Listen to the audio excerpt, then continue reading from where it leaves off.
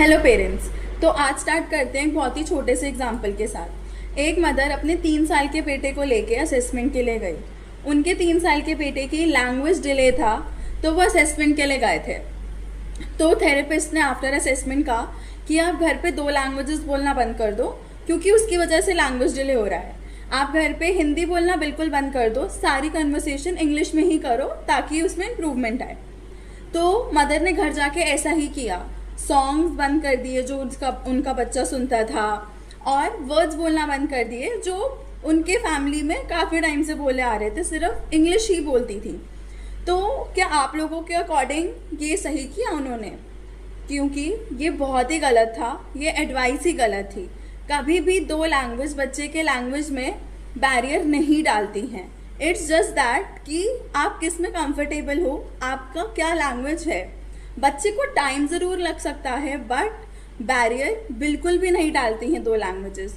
तो आज हम इसी टॉपिक पे बात करेंगे कि 2 लैंग्वेजेस बच्चे के साथ बिल्कुल नॉर्मल चल सकती हैं। लैंग्वेज डिले क्या होता है? लैंग्वेज डिले का मतलब बिल्कुल नहीं होता कि बच्चा पीछे रह गया, बच्चा बिल्कुल नहीं सीख पा रहा।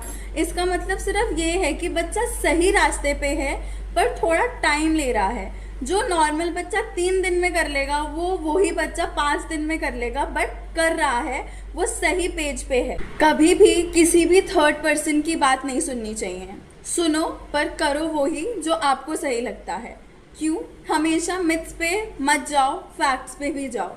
अब रिसर्च क्या कहती है? रिसर्च कहती है कि जो बच्चा 2 लैंग्वेजेस भी बोलता है उसकी भी लर्निंग वैसी ही रहती है जो बच्चा 1 लैंग्वेज बोल रहा है। फॉर एन एग्जाम्पल, अगर एक बच्चा एप्पल बोल रहा है और अगर एक बच्चा सेब बोल रहा है तो दोनों ही सही है ना।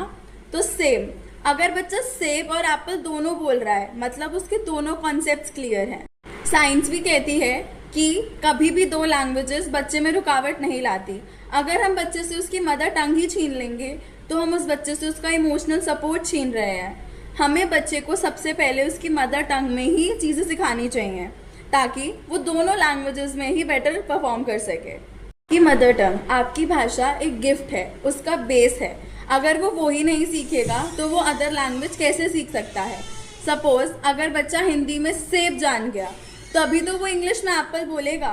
अगर आप सीधा ही उसको इंग्लिश पे ले जाएंगे तो it will be really difficult for him. आप उसको पहले बेस दीजिए जो आपकी लैंग्वेज है, फिर अदर लैंग्वेजेस पे जाइए। बायलिंगुअलिज्म आपके बच्चे की सुपर पावर है। उन्हें समझिए, उन्हें सपोर्ट कीजिए, उनसे उनकी आइडेंटिटी मत छीनिए। तो पेरेंट्स, अगर आपको कोई भी हेल्प चाहिए हो या कोई भी सपोर्ट चाहिए हो, प्लीज़ डू कॉन्टैक्ट अस। और ऐसी और हेल्पफुल वीडियोस के लिए हमें लाइक कीजिए, हमें फॉलो कीजिए। Thank you.